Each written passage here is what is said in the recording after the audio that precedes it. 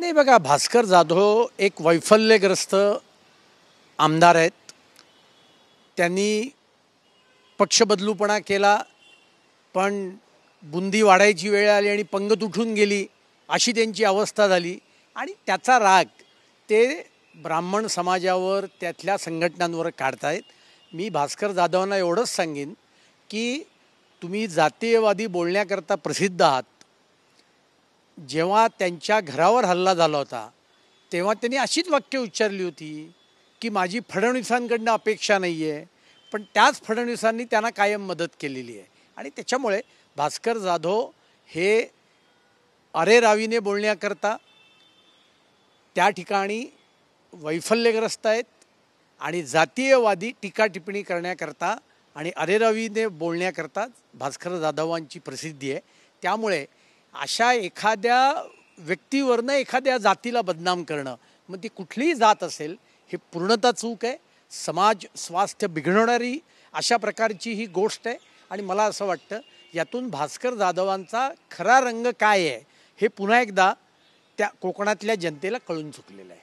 Sir, Harshvardhan Sakpal जे काँग्रेसचे आहेत ते म्हणतायत असं की कोण देवेंद्र फडणवीस, आम्ही त्यांच्या मताला महत्त्व देत नाही. आणि दुसरी गोष्ट ते म्हणतात की देवेंद्र फडणवीस यांनी काय निवडणूक आयोगाचं संमतीपत्र घेतलं आहे. असं आहे, हर्षवर्धन सपकाळ 1900 निवडणुकीत पडले ना. देवेंद्र फडणवीस हे 2 टर्म नगरसेवक होते आणि 99 पासून सातत्याने त्यांना महाराष्ट्राची जनता विधानसभेत पाठवते.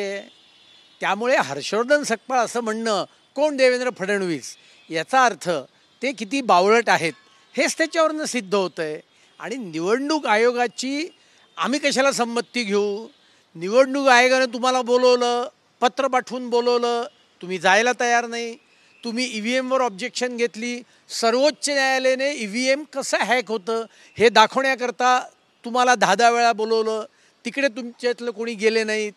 आणि त्याच्यामुळे काँग्रेस ही बिथरलेली आहे.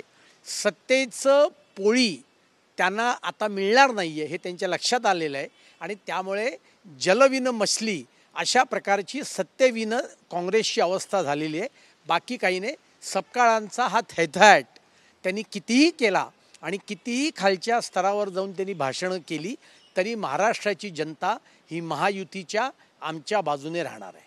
सर, विधानसभा मतदानपूर्वी मतदार याद्यांमध्ये छेडछाड करण्यात आली होती, हे महाविकास आघाडीचा आरोप आहे. विधानसभा निकालाच्या आधीच महाविकासाने दिले होते निवडणूक आयोगाला पत्र. अरे मग त्यावेळेला ते हायकोर्टात का नाही गेले? निवडणूक आयोगाला पत्र त्यांनी दिलं होतं असं त्यांचं म्हणणं आहे, तर त्याच वेळेला त्यांनी ऑब्जेक्शन का नाही रेज केली, असा माझा मुद्दा आहे. मुळामध्ये सर्व राजकीय पक्षांना निवडणूक आयोगाकडनं त्या विधानसभेच्या किंवा लोकसभेच्या मतदार याद्या 2 या मोफत मिळत असतात. सर्व मतदार याद्या या वेबसाईटवर अवेलेबल असतात. पण रोज खोटं बोलायचं, सारखं खोटं बोलायचं, रॅफेलमध्ये खोटं बोलले, पेगॅससमध्ये खोटं बोलले आणि त्याच्यामुळे मतदार यादीच्या बाबतीतसुद्धा अशाच पद्धतीने खोटं बोलत आहेत. मला राहुल गांधींचं काही कळतच नाही. महाराष्ट्रामध्ये त्यांचं काय म्हणणं आहे, मतदार वाढले म्हणून ते हरले. आता बिहारमध्ये काय म्हणत आहेत, मतदार कमी झाले म्हणून आम्ही हरणार आहोत. आणि त्याच्यामुळे हे नाचता येईना अंगण वाकडं अशा स्वरूपाचं काँग्रेसचं वागणं आहे. जनतेमध्ये जा, जनतेचे प्रश्न घेऊन उभे राहा. जनता कदाचित तुम्हाला समर्थन देईल, पण जनता तुम्हाला समर्थन देणार नाही, कारण जनता आमच्या कामावर खुश आहे.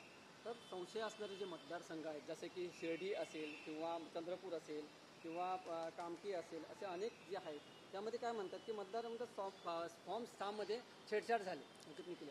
अरे, निवडणुकीच्या नंतर 1 महिना हायकोर्टामध्ये जाण्याची मुदत असते. मग का नाही गेले काँग्रेसवाले? आणि ते गेले होते ना.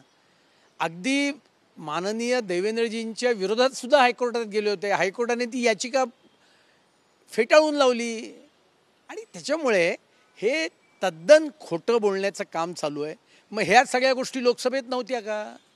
लोकसभेत त्यांना अनेक मतदारसंघात विजय मिळाला.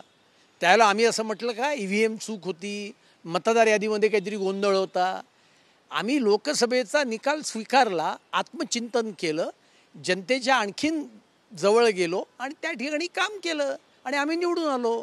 काँग्रेस ही वैफल्यग्रस्त झालेली आहे असं खोटं बोलून कधीही जनता फसत नसते, एवढंच त्यांना मी सांगतो. तर एक शेवटचा प्रश्न आहे की पालकमंत्र्याचा जो वाद सध्या सुरू आहे, रायगड असेल किंवा नाशिक असेल, परंतु रायगडमध्ये जो वाद सुरू आहे त्यामध्ये 15 ऑगस्ट जे आहे ते तटकरे यांच्या मार्फत केलं जाणार आहे, या संदर्भात काय सांगा?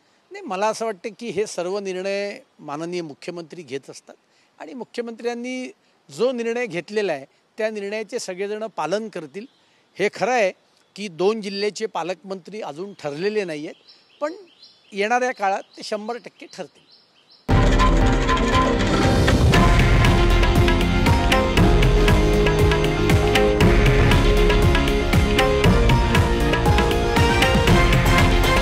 हे आहे देशातील नंबर 1 न्यूज नेटवर्क आणि आपण पाहत आहात TV9 मराठी, एकमेव.